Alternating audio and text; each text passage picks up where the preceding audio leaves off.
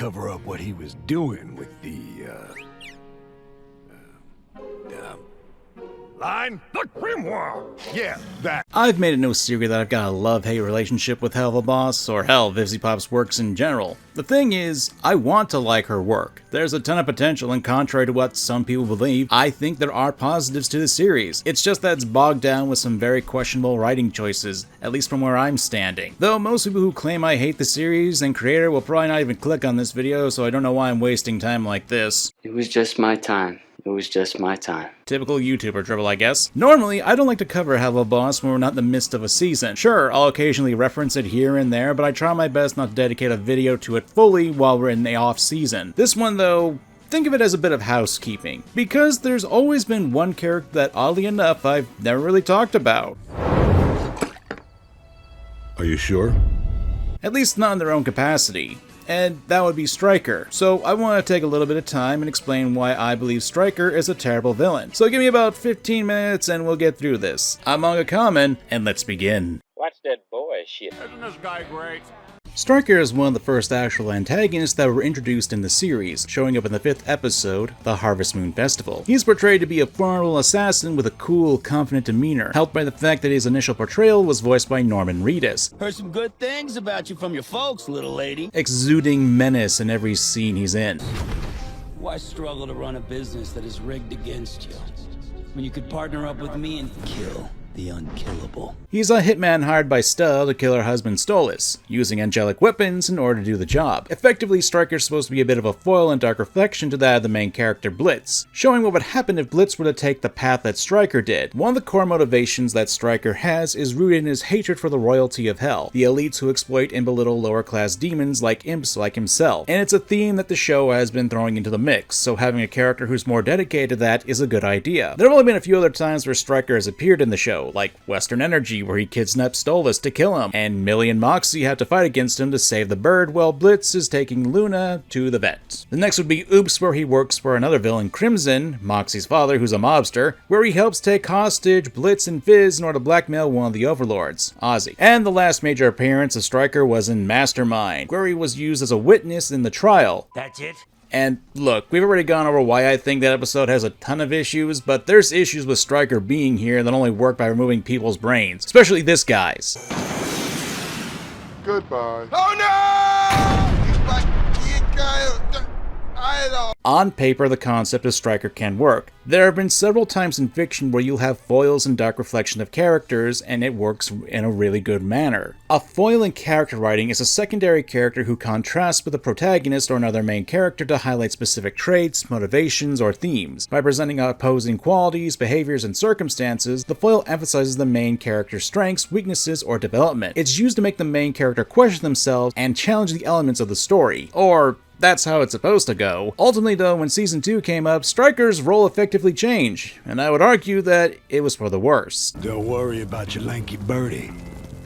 He's in good hands. Let's get this out of the way. Stryker is a hypocrite, and to be frank, for a villain, that can be a good thing. Hypocritical villains in and of themselves are not a bad thing. Saying one thing while doing the opposite can reveal internal conflict. It's a dissonance that can make a villain feel human, as it were, as real people often do wrestle with their inconsistent beliefs, and can often invite the audience to unpack the motivation. The goal is to showcase a relatable flaw and establish a sort of moral ambiguity, which can then be tied into the thematic depth of the story and allow a narrative tension to be built, since it often allows there to be a level of unpredictability to be established within it. And that's where Stryker comes in. The hatred for Hell's royalty and the desire to uplift imps does make for a compelling character, expressing the exploitation and blatant disregard for the lower class demons like imps. However, that motivation to me gets undermined by the fact that he blatantly works for the nobles. Stella and her brother, whose name I can't pronounce, so I'm just gonna stick with calling him Andy. Hell, in Mastermind, he literally throws away that whole thing about being for the imps by bluntly being called to testify against Blitz. It leads to the idea that he doesn't really believe in the causes he preaches, and it just makes his motivations feel inconsistent and hollow. The fact he's willing to so readily betray fellow imps for a personal gain suggests that his anti-royalty stance is more about personal vendetta or a superiority complex, which, considering that he got himself a statue in Western Energy that has some, generous proportions to it.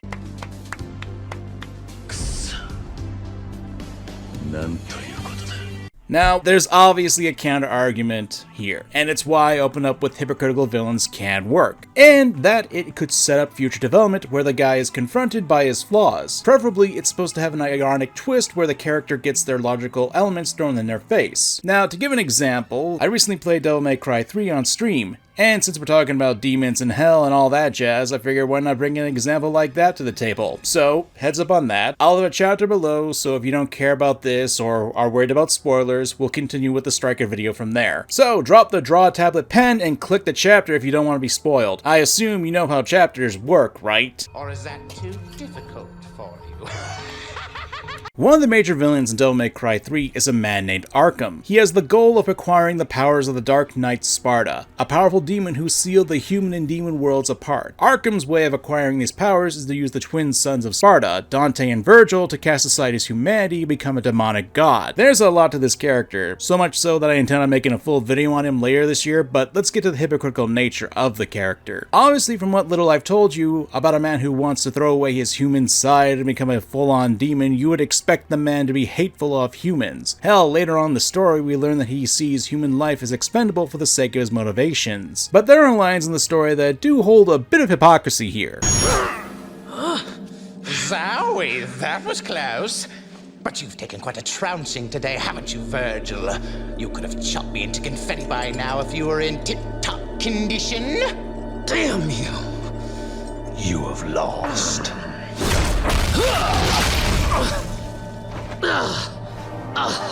Because you underestimated humans. And those who are actually confused about Jester, named Jester, that's an alternative form for him. I even went so far as dressing like a complete idiot.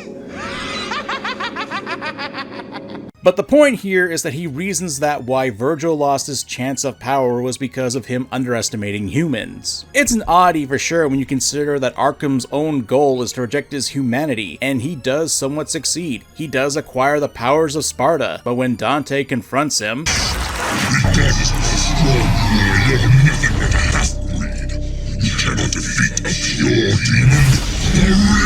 he outright dismisses Dante, since Dante and his brother Virgil are both human and demon hybrids. I would hope the contradiction would be obvious if you're paying attention. It's the view on humans that Arkham holds. On one hand, he acknowledges that the reason that Virgil lost earlier was because of his notion of underestimating humans, but now we have Arkham displaying that same belittling nature of Dante for being a half-breed. And this is confronted by Dante and Virgil, the sons of Sparta, teaming up to defeat Arkham. The irony only gets better as Arkham is killed by a mere human, his own daughter.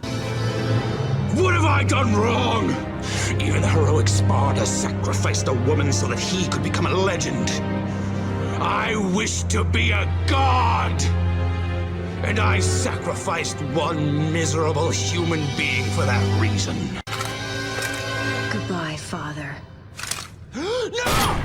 So, hypocrisy for a villain can be effective storytelling, especially if the character gets its comeuppance because of their conflictions. Because that's what we want to see in villains. We want to see them fall because of their hypocrisy. However, when it comes to Stryker, his contradictory behavior is presented without enough narrative weight to feel meaningful. And while the show does highlight his hypocrisy, it fails to actually explore the reason why he compromises on his beliefs. We just get a basic, vague understanding of what he's talking about. This can make his actions come more inconsistent rather than layered. Obviously undermined by the fact that he works for Stella and then Andy, who are both high-class elites who are more than willing to use him as a pawn for their own ends. And it's even belittled by the fact that he has a chance to actually kill Stolas, one of the elites, instead of following through with his hatred of royals, a little extra cash, and he just drops the whole thing. So all his bluster about hating royalty comes off as nothing more than empty words. And no, I don't care if he was about to torture Stolas, that's not really conducive to what he wanted to do. It's even more so when he blatantly agrees to testify against Blitz and Mastermind. You know, another imp who is being used as a political plaything by the elites that Stryker supposedly hates. All this does is make him out to be nothing more than a sniveling little dog that the moment that you tug on its leash, it whimpers and is ready to do whatever trick you want, hoping for a treat. Some of us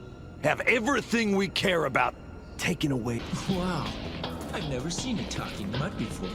You know, in a dog show, you definitely take first place. Do you think I'm a dog? Have a biscuit! What's worse, that the show does call this out. Slightly. Well, you seem to be forgetting. You are working for a royal right now. It's just because of the situation, it doesn't really go anywhere, other than an ass whooping. And I know there's gonna be one guy in the comments, because there always is one. About Kamen, Hello Boss clearly isn't over with. It's possible that Stryker will fail because of his hypocrisy. And yeah, I will fully admit that it's possible in that regard that a future episode will have this happen. I don't know what's in the mind of VivziePop. I barely have an idea what's going on in my brain. Throw up your hands, having fun in Japan, just fun, fun, fun. I guess my counterpoint to that, though, is that yes, while there is a lot of time to be had there for be a satisfying conclusion, the issue is that Helva Boss does have a bit of a track record with fluff and does often mess up a few things from my point of view. I think I can point to a few examples in these videos as to why I think that.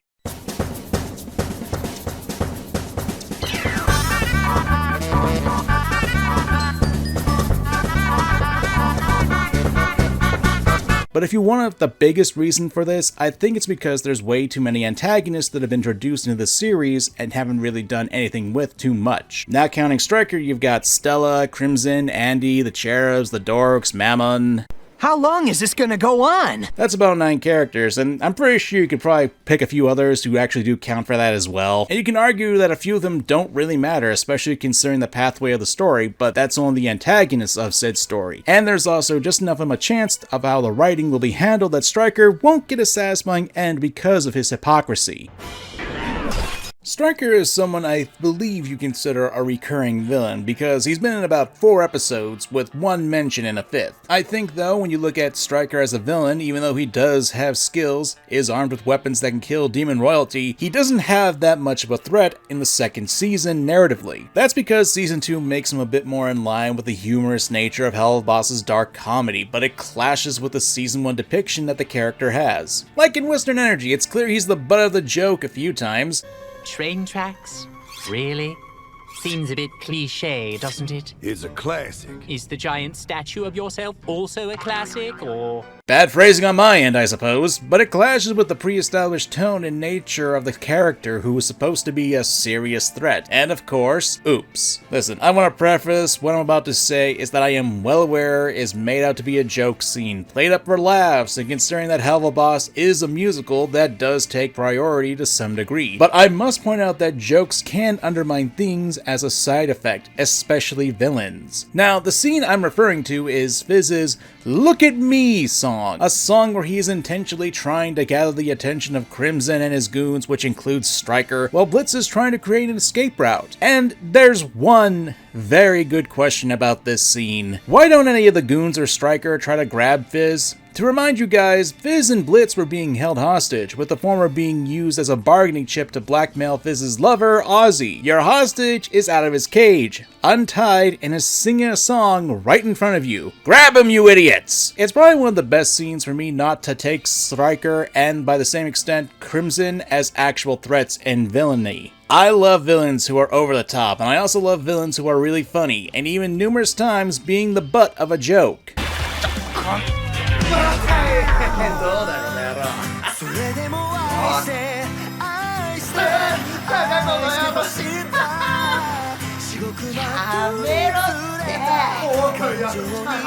Hell, even bending logic for the sake of a joke is fine too at some degree, but there are points in the song where Fizz directly grabs onto Stryker and Crimson and the group doesn't do anything. It'd be interesting if, say, when Fizz is singing, the goons would try to grab him instead of just standing there like statues, but because Fizz is so elastic and so athletic, he's able to dodge them. I understand animation constraints, but this just makes them all, especially Stryker, who had caught Fizz and Blitz so easily before, to be completely incompetent. When you make a joke involving villains, you really need to consider how the joke will make the villain look to the audience during the process. It just makes him look like an idiot. It's a problem that a lot of villains in this universe have, from my point of view, and again, just because there's a joke being done, that doesn't mean it won't undermine the villain's threat level. But that's only if the joke is in line with logic and the character's personality, both of which seem to be expressly missing from Stryker. It's a damn shame, Blitz. We might actually have made a good team. Of course, when you really look at a villain like Stryker, you can't help but think of how he's just used as a tool of convenience, stripped of what could have made him an excellent foil for Blitz. And that's what I think is really the rut here with me. It's because he's turned more into a repetitive plot device than an actual antagonist. Not to repeat myself too badly like I already have, but Stryker's introduction and his debut certainly did do a lot to at least put on the table the issues of there being contrasting paths as imps in a class's system when compared to Blitz. Then when we get to Western Energy, Blitz can't even effectively confront him because again, he's off to get Luna a shot. Not to take away from the comedic elements or the action scenes, since I find those to be at the very least entertaining, but I did find the choice to not have Blitz and Stryker have another confrontation to be somewhat disappointing. Then in Oops, Stryker is used to actually get the plot going, literally just yanking Blitz and Fizz off the street and having them locked in a cage, and as such forces Blitz and Fizz to confront each other on their rough pass. Yes, this does indeed advance the arc for these two, but Stryker's involvement is completely incidental. There's a saying in writing: coincidence is the enemy of good storytelling. Now, that's obviously not a universal rule, but overusing coincidences can be a very big detriment. Hell, what was even Blitz doing in the Greed Ring during that time? And he just so happened to be there on the same day Fizz was set for that date? And the two were just arguing outside the building where Crimson was interviewing Stryker? Don't get it twisted. There's also an old saying from Pixar's 22 Rules of Storytelling that says the following: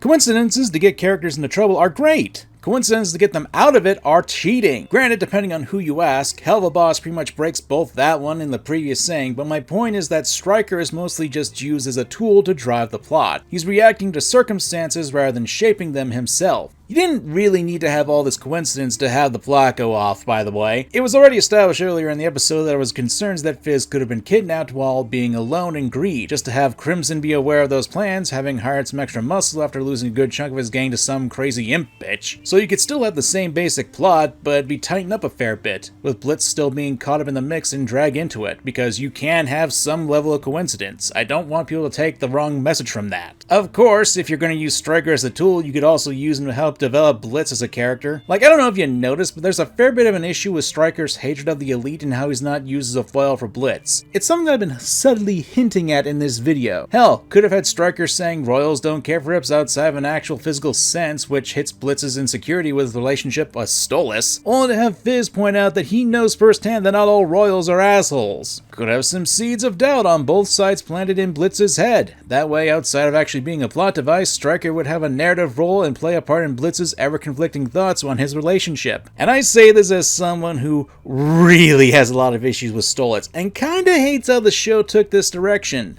But that's just how the show went, and you gotta lock in that regard. Not only that, but also tie into Stryker's actions and words that lead to the class's themes, giving him a proactive role in reinforcing him as a menace, not only physically, but also plot-wise. And you could say the same thing with Stryker's appearance in Mastermind, which, to be frank, I still maintain that episode was one of the dumbest courtroom scenes of all fiction I've seen, and then including Stryker in this is just dumb. The trial is already corrupted, and having Stryker appear for this just is useless. It's not like the testimony actually did anything. Blitz was screwed regardless. Then again, that episode was a huge mess, so what am I complaining about again?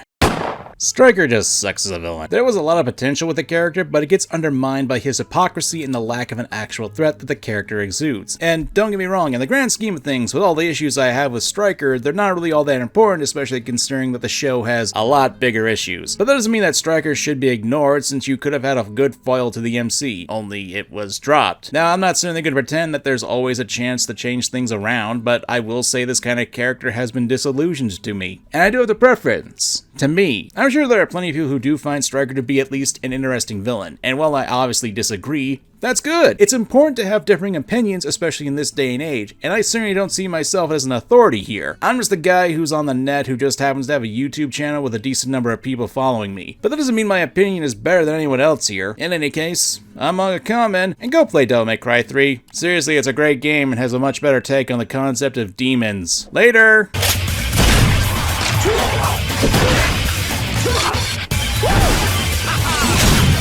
Woo!